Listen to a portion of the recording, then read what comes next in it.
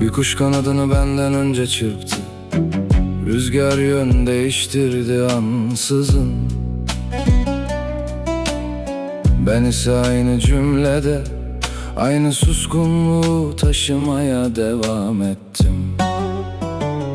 Telaşlandım, saatler beni beklemiyormuş meğer. Takvim adımı çoktan unutmuş.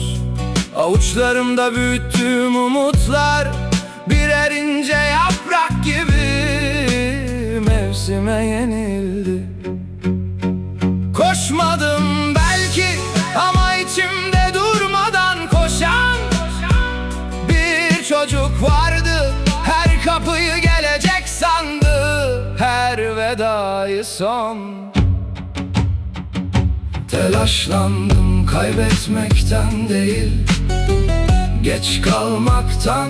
Söylenmemiş sözlerin insanın omzunda ne kadar ağır durduğunu öğrendim. Sonra durdum, gökyüzü benden acele etmemi istemedi. Toprak hiçbir çiçeği zamanından önce açtırmadı.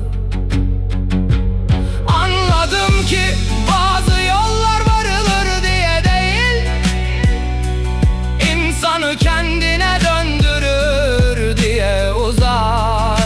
Ve ben ilk kez telaşımı değil, sessizliğimi tuttum elimden.